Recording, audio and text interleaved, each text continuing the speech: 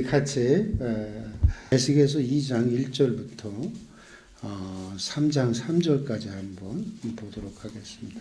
같이 한번 읽겠습니다. 그가 내게 이르되 인자야 내 발로 이루어서라 내가 내게 말하리라 하시며 그가 내게 말씀하실 때에 그 영이 내게 임하사 나를 일으켜 내 발로 세우기로 내가 그 말씀하시는 자의 소리를 들으니 내게 이르시되 인자야 내가 너를 이스라엘 자손 곧 패악한 백성 나를 배반하는 자에게 보내노라.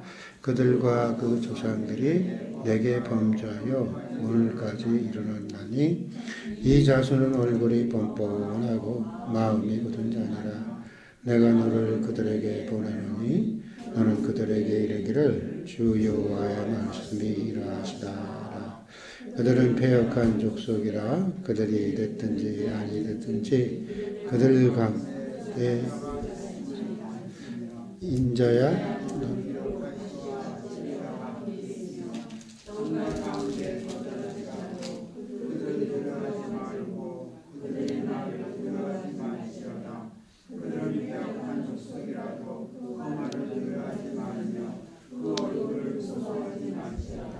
그들은 심히 패역한 자라 그들이 됐든지 아니 됐든지 너는 내 말로 구할지어다.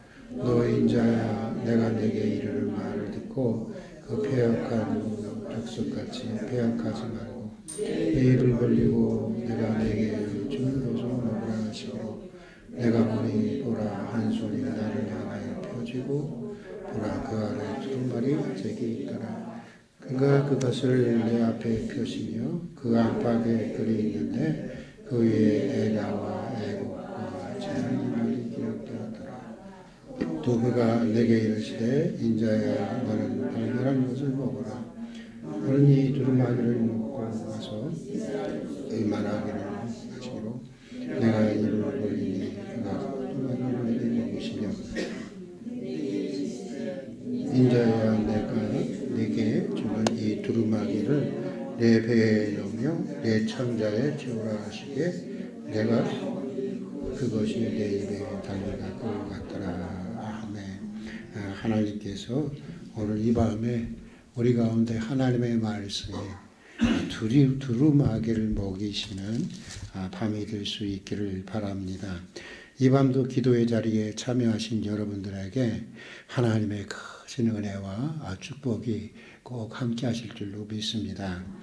교회록으로 지난 주일은 성령 강림 주일이었습니다. 그러나 오랜만에 교회가 함께 소풍 가는 날이라 하나님이 지으신 대자연에 대한 설교를 했습니다. 하나님이 지으신 대자연은 하나님의 존재를 드러내고 나는 대자연을 보면서 하나님을 이 부정하는 사람을 도무지 이해를 못하겠어요. 뭐가 쉬워도 한참 쉬웠지 저게 이런 생각이 들 정도로 하나님의 존재를 드러내고 우리에게 내세의 천당만이 아니라 하나님은 내세의 천당만을 지으신 분이 아니라 이 땅의 삶도 지으신 분인 거예요. 내세의 천당만이 아니라 이 땅의 모든 인생사에 관심과 사랑을 가지고 어떤 상황에서도 절대적인 긍정과 희망을 일깨 오시는 계시의 도구라고 하는 것을 말씀드렸습니다. 왜 절대적인 긍정과 희망을 일깨우느냐? 대자연이 펼쳐 주시는 하나님의 섭리는 선하고 아름답고 광대하고 전능하기 때문인 것이죠. 우리가 정말 뿌리를 우리가 지금 지내고 있는 5월의 봄날이 그대로 우리에게 하나님의 아름다우심과 선하심과 광대하심과 하나님의 존재하심을 우리에게 말씀해 주고 있지 않습니까? 설교자의 컨디션이 그날 좋지 않았기 때문에 나중에 막 이제 안 들리니까 막 제 목소리가 막 높아져 가게 때문에 너무나도 소중한 설교 내용이 제대로 전달되지 못한 것 같아 죄송합니다. 그러나 나중에 들었는데 제 친구들이 여러 명 왔잖아요. 친구들 중에 홍대 미술학과를 나오고 계속 공부를 많이 하신, 참, 이런 분이 있더라고요. 그런데도 무속인이 되었어요. 무속인이 되어서, 누군지 아시겠어요? 제 친구들 부인들 여러 명 왔는데, 재혼하고, 교회 한번 나오지 않는 분이, 그분이 그런 얘기를 하더래요. 목사님이 어떻게 저렇게 영의 세계를 깊이 아는가. 목사들이 하는 일이 그 일인데, 이분은 교회를 나온 적이 없으니까. 오늘 설교는 그러면서 자신에게 새로운 그 영성의 길을 모색해 주었다고 했다고 합니다. 저는 깜짝 놀랐어요. 어떻게 무속인이 영성의 세계라는 말을 할까? 그죠? 그 세련된 우리 재수 씨가 그래도 세련된 무속인이구나 이런 생각이 들었습니다. 역시 전도는 그러면서 아이들이 다 모여서 지들끼리 커피, 내가 아파서 좀 일찍 들어갔더니 커피들 지들끼리 마시고 그리고는 서로 얘기했다고 합니다. 우리 그 중에 당진에 살던 친구가 이제 천안으로 이사 오면 우리 그 무속인이 그런 말을 했다고 해요. 우리 다 같이 우리 이 교회 다녔으면 좋겠다고 그렇게 얘기를 했다고 합니다. 그런데 다들 그렇게 하자 이렇게 합의를 봤다고 합니다. 정말 역시 전도는 무속인들이 제일 많이 잘 하는구나 이런 생각이 들었습니다. 여러분 우리 친구를 위해서 좀 기도해 주시고 저는 무속인들을 보면은 나쁜 생각이 안 들어요. 그들이 무속인이 되어가는 과정에 가슴 아픈 일들을 너무나 보기 때문에 그분들이 정말 예수 믿고 정말 새로운 삶을 살기를 저는 기도하고 있고 여러분도 위에서 기도해 주시면 좋겠습니다. 기도해 주세요. 네, 아멘 한번 해야 여기에 들어와요. 자 이제 지난 이야기는 그만하고 성령 강림 절기를 맞이해서 오늘은 하나님의 영이 무너진 선지자 에스겔을 다시 세워주신 것처럼 우리 인생을, 우리 가정을, 우리 교회를 또 이 사회와 지구촌을 다시 세워지기를 소망하는 그 마음으로 말씀을 같이 나누도록 하겠습니다. 선지자 에스겔은 느부갓네살에 의해서 이 바벨론에서 포로로 끌려간 귀족들이 주로 끌려갔거든요. 제1세대 포로에 속하는 사람입니다. 그리고 제사장 가문 출신인 그에게 하나님의 영이 임한 때는 언제예요? 오늘 말씀해 보면 어디 나와요? 어디 나오죠? 에스겔서 1장 1절 말씀 우리 같이 한번 읽겠습니다. 서른째 해 넷째 달 초 닷새에 내가 그발강가 사로잡힌 자 중에 있을 때 하늘이 열리며 하나님의 모습이 내게 보이니 이 밤도 하늘이 열리며 하나님의 모습이 여러분에게 보일 수 있기를 바랍니다.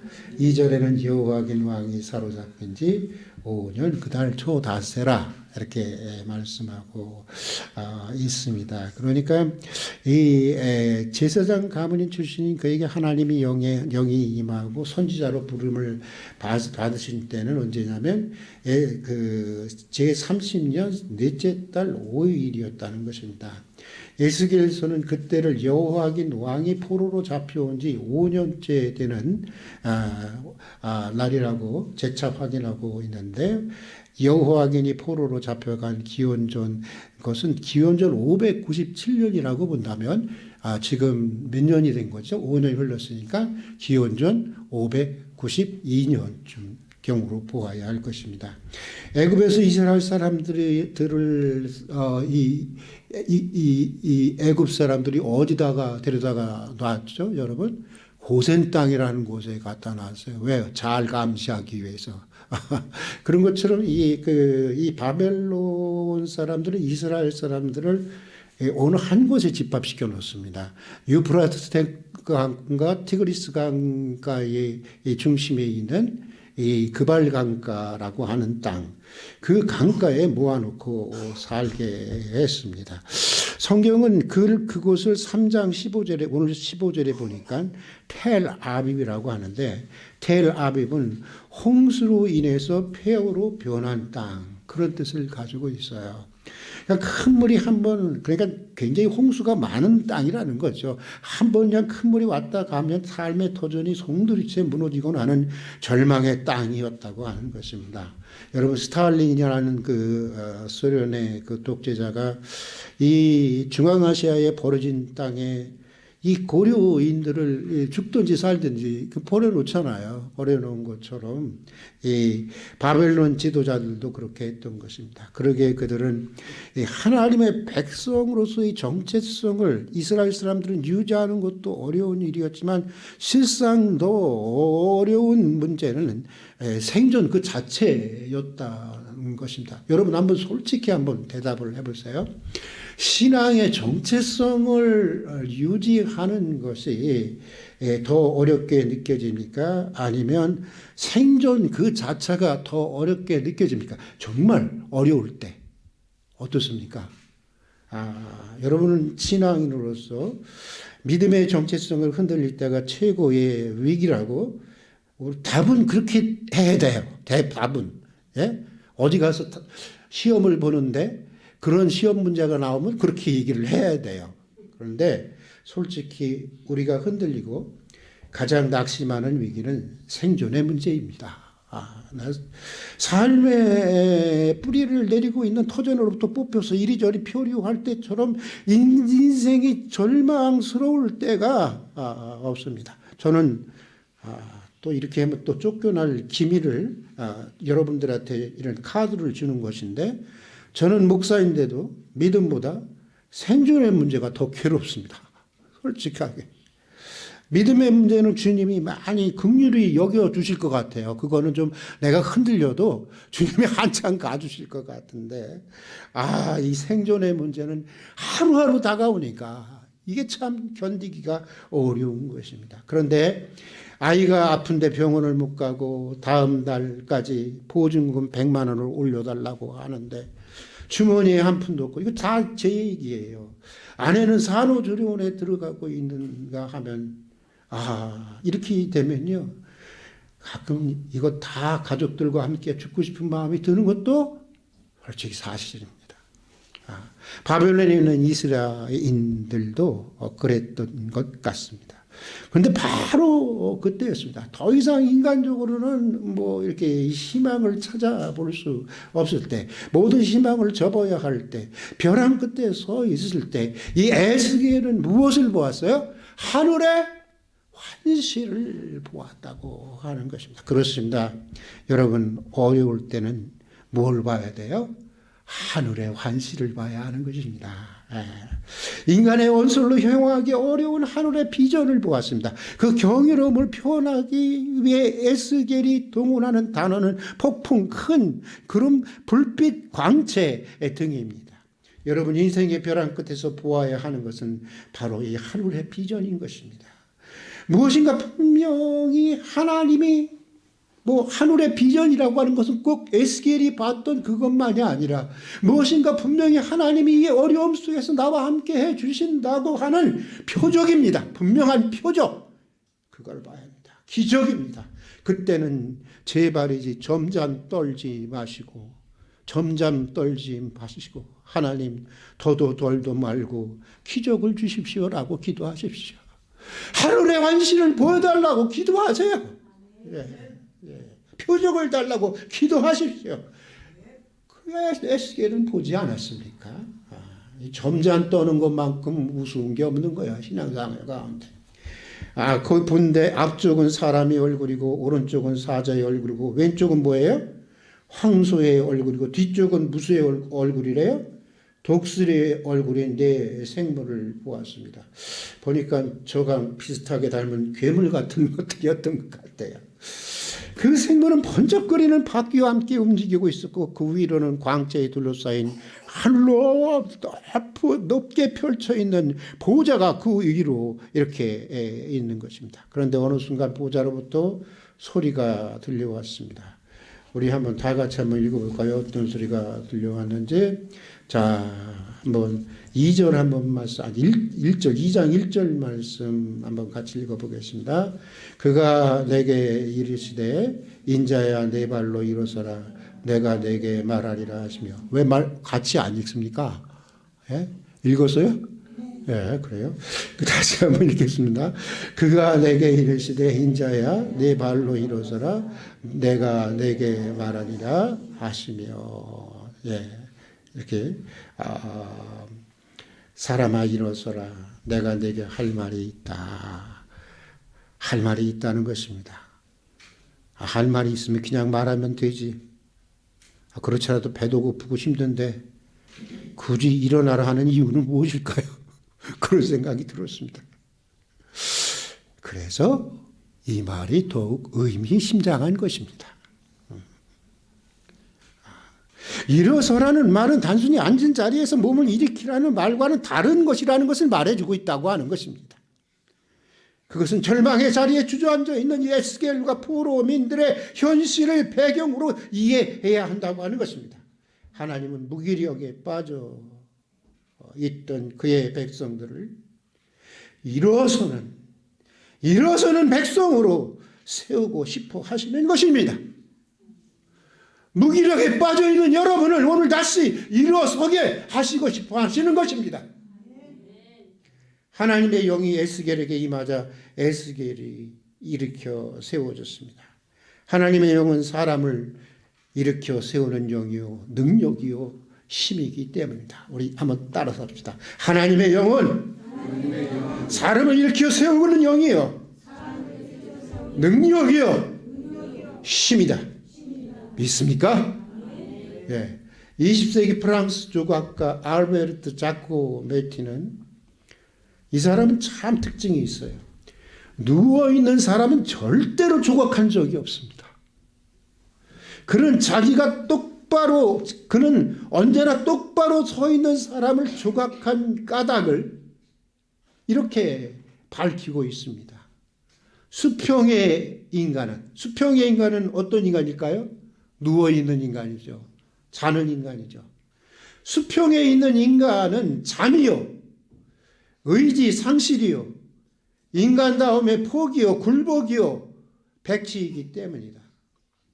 인간이 아무리 빈약한 초라한 체구를 가졌다고 하더라도 서 있을 수 있는 동안은 인간은 희망을 가질 수 있다. 이것이 수직성. 수직성은 뭘까요? 일어서는 것. 일어섬에 관한 나의 철학이고 미학이다. 멋지지 않습니까? 멋지더라고요. 자꾸 베티가 너무 아파서 자리에 누워 지내는 이들을 비난하기 위해서 이 말을 한 것은 아닐 겁니다.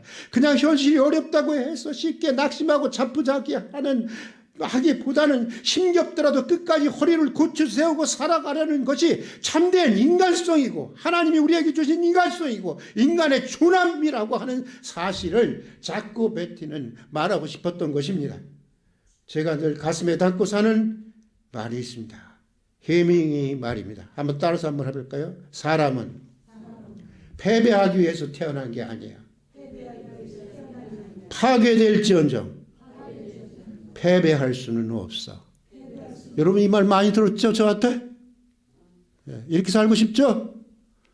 파괴될지언정 패배할 수 없는 거예요. 그게 예수님이 우리에게 보여주셨어요. 십자가에서 철저히 파괴됐어요. 그러나 여러분 패배했습니까? 안 했어요. 끝까지 안 했어요. 45년 정도 신앙생활 하면서 느끼는 것은 하나님이 영이 주로 하시는 일은 뭘까? 두말할 것도 없이 자주 절망의 자리에 빠지는 사람을 다시 일으켜 세워주시는 것입니다. 일어나야 뭔가 할 수 있는 거 아니에요. 당장 누워만 있는데 뭘 해. 자기 연민에서도 벗어날 수 있고 연약한 이웃 곁에 다가가 손을 잡아줄 수도 있고 내가 일어나야 그러다가 그곳에서 일하고 계신 주님과도 만날 수 있는 것 아니겠습니까? 2주 전에 예지몽 같은 꿈을 꾸었습니다. 그러나 내가 예지몽 같은 꿈이라고 그랬지 예지몽이라고는 하지 않았어요. 여러분 분명히 잘 들으세요. 꿈속에서 아주 낡고 초라한 집에 벌레도 왜 이렇게 많은지 그냥 여기저기 그냥 내가 제일 싫어하는 벌레 그거 그냥 막 그냥 쭈글쭈글하게 생긴 벌레 있어요. 그냥 그게 그냥 그렇게 돌아다니고 그냥 그 초라한 집에 우리 가족들이 살면서 하루에 손님이 그날도 역시 우리 어머니는 뭐 같이 등장하셨죠. 하루에 손님이 두세 명 되는 멸치만 넣고 끓인 조그마한 국수 가게를 하면서 먹고 살았습니다.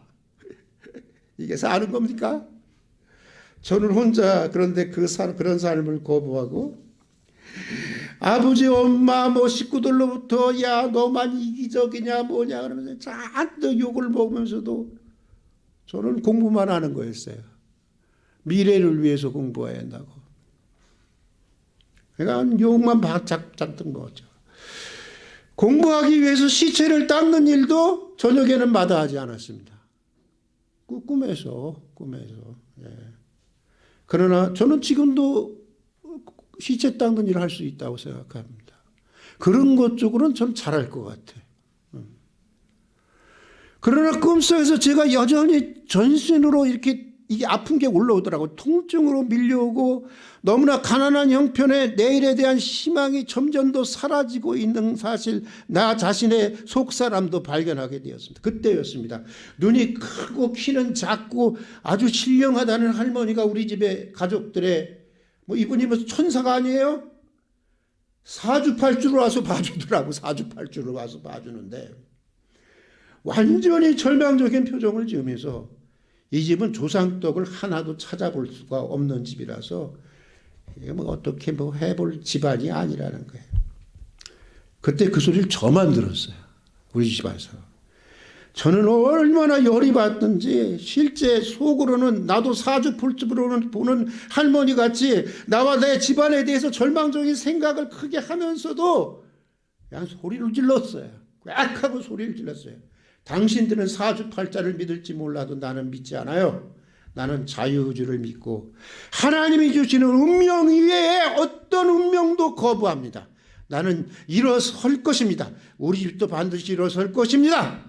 하고 소리를 지르자 이 사주팔자 보는 여자 노인이 나를 천천히 이렇게 큰 눈으로 이상하게 생겼어요. 이렇게 큰 눈으로 이렇게 쳐다보더라고요. 그러더니 나는 이제 찝찝했죠. 내 속이 나도 열방으로 가득 차 있으니까 그분이 너도 나처럼 그렇게 생각하잖아. 그럴까봐 되게 빼갖고 있는데 이분이 아주 빙긋이 웃으면서 한 말씀 하시더라고요. 맞아.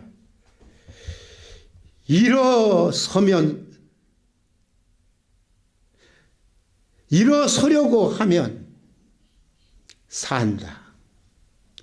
일어서려는 자에게 운명은 없어. 운명 따위는 없어. 이런 초라한 집에 이런 사람도 있네. 일어난다고 해봐. 잘 될 거야. 나는 혼날 줄 알았더니 반대가 됐어. 그리고 꿈을 깼습니다. 꿈을 깨고 이런 생각이 됐죠. 지금은 많이 힘들지만 그리고 이 어려움이 얼마나 갈지는 모르지만 하나님은 내 생명을 부르지는 않겠구나. 그 생각이 들었고 힘들다고 초라한 현실에 맞추어 살면 안 돼. 제 마음에 그 마음이 들었어요. 오늘 내가 힘들다고 그 힘든 현실에만 맞춰서 살면 안 돼. 나라도 높이 높이 바라봐야 해. 그건 이기적인 것이 아니야. 누군가는 그래야 희망이 있는 거야. 그런 마음이 들었습니다. 예지몽 같지만 개꿈일 수도 있습니다. 제가 분명히 얘기했어요. 개꿈일 수도 있다고. 우리 고금자 검사님은 예지몽이라고 생각하나 봐. 모르는 거예요 그건.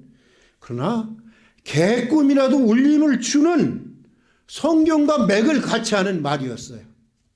네. 여러분 우리는 다 만인 제사장입니다. 여러분 믿습니까?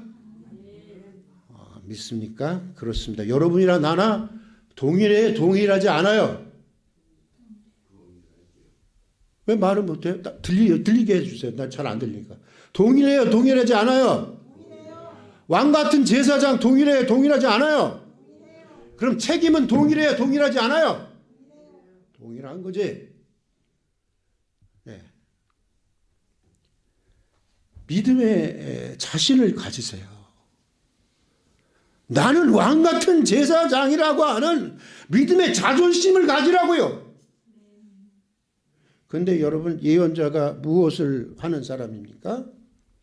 예언자는요, 여러분을 예언자라고 믿습니까? 아, 나 미치겠네. 아까는 믿는다고 해놓고. 예언자라는 걸 믿어요? 더 크게. 예언자라는 걸 믿으세요? 네. 그래요. 예언자예요. 예언자인데, 여러분, 예언자는 뭘 하고 먹는 사람이냐? 예언자는 에스겔서 3장에 나오는 대로 하나님의 말씀을 받아 먹는 사람입니다. 무슨 사람이라고요? 하나님의 말씀을 받아 먹는 사람이에요.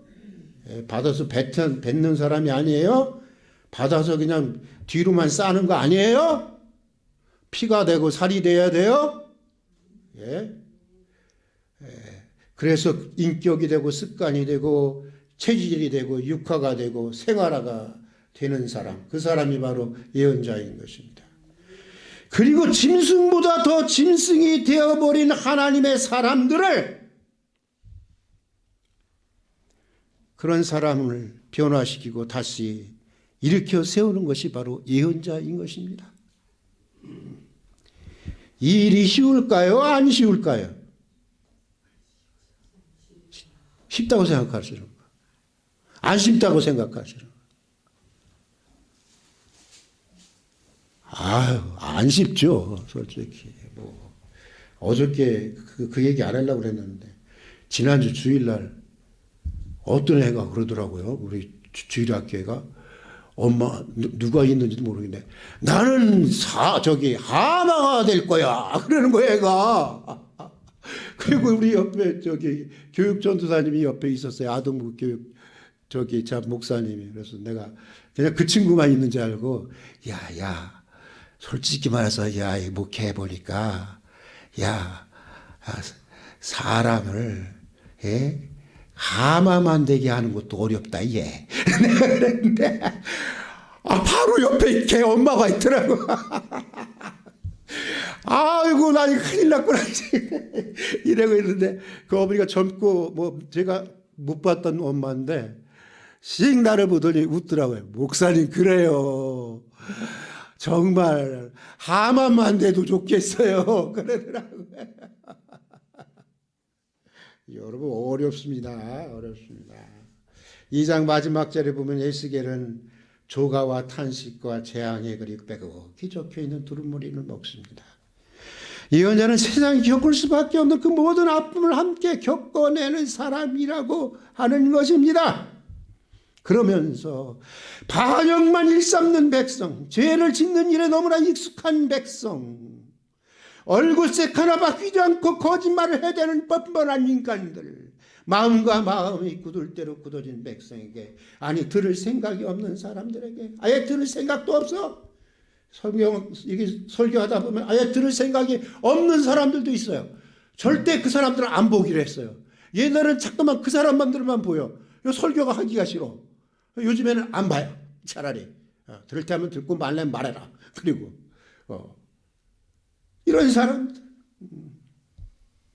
그 백성, 굳어진 백성들에게, 아니 들을 생각이 없는 사람들에게 하나님의 말씀을 전하는 사람인 것입니다. 그러다가 어쩌다가 한 명, 또 아주 가끔은 한꺼번에 이런 일은 거의 일어난 일이 없지만 5천 명의 강철 같은 이 5천 명의 이 강철같이 굳은 뺨에서 그리스도의 사랑으로 인한 뜨거운 눈물을 흘리게 하는 사람들, 그가 바로 예언자인 것입니다.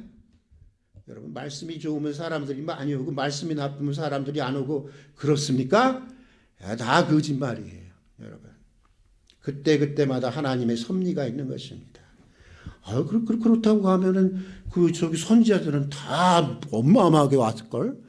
근데 다 죽었잖아, 그 사람들은. 스데반은 성령에 충만해서 설교를 했는데 돌에 맞아 죽었잖아, 여러분. 섭리가 그때마다 다른 것입니다. 여러분은 우리 교회가 대형 교회가 되면 좋겠습니까? 솔직히 얘기해 보세요. 저는요, 대형 교회가 되었으면 하면 나는 여기 안 왔어요. 진짜 안 왔어요. 그리고 안 올 수도 있는 사람이었어요. 수만 명의 교회가 초대하기도 했어요. 그만큼 한 교회에서도. 저는요, 정말 대형 교회가 되고 싶으면 여러분 어서 기도하십시오. 우리 목사님 병 들었는데 빨리 데려가시고 새로운 목사님 오게 해주세요. 하고 여러분, 저는 몇 명이든 간에 하나님의 말씀을 목숨처럼 사랑하고 지키며 살아가는 교회가 되기를 진심으로 소망합니다. 여러분도 그렇습니까? 네, 그런 교회가 되기를 바랍니다. 여러분, 당장 우리의 기도에 응답이 없고 우리의 수고에 당장 결실이 눈앞에 보이지 않을 때에도 일어나 희망의 씨를 다시 뿌릴 수 있는 그 용기는 어디로부터 오는 것일까요? 하나님의 영으로부터 나오는 것입니다. 하나님의 영은 수평의 사람, 누워있는 사람, 죽은 사람, 꿈이 없는 사람, 무기력하고 무엇도 하기 싫은 사람을 수직의 사람, 일어난 사람, 살아있는 사람, 비전의 사람, 능력 있는 사람, 무언가를 1%의 가능성이 있기만 해도 해보는 사람으로 일으켜 세우는 사람으로 만드는 것입니다. 누워있는 사람을 성전문에 앉은 병이처럼 다시 일어나 걸어다니고 뛰어다니게 하시는 것입니다. 불의에 분노하고, 불의에는 여러분 권세를 가진 자들의 불의에 대해서는 개인적으로는 용서하고 개인적으로는 많이 참아주고 오래 해야 되지만, 여러분 나라를 운영하고 권세 있는 자들의 불의에 대해서는 분노할 줄 알아야 하는 것입니다. 그리고 약자들에 대해서는 한없이 연민을 품는 것입니다. 모든 차별을 넘어 하나님의 기쁨을 누리게 하시는 하나님의 영으로 충만함을 간구하는 그런 성령 강림절이 되기를 주님의 이름으로 축복합니다. 예언자 예스겔처럼 여러분도 이 저녁에 하나님의 영으로 일어나는데 누구로 일어나야 하느냐? 예언자로 일어나야 하는 것입니다. 믿습니까? 그냥 일어나는 것이 아니라 나 잘 먹고 나 잘 살려는 그런 이기적인 인간으로 일어나는 것이 아니라 예언자로 일어날 수 있는 이 밤이 될 수 있기를 주님의 이름으로 축복합니다. 같이 기도하겠습니다. 당장 큰 결실이 눈앞에 보이지 않을 때에도 일어나 희망의 씨를 다시 뿌릴 수 있는 힘을 주시옵소서.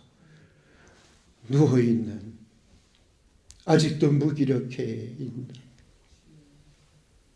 아직도 무엇을 해야 좋을지 또 무엇을 할지 모르는 저희를 다시 일어나 성전 미문 앞 그 장애인처럼, 그 안전뱅이처럼 오 하나님 일어나 걸어다니게 하시고 뛰어다니게 해 주시옵소서. 불의에 분노할 수 있게 해주시고 약자들에 대해서 한없이 연민을 품게 해주시며 모든 차별을 넘어 하나님의 기쁨을 누리는 성령 강림절이 되게 해 주시옵소서.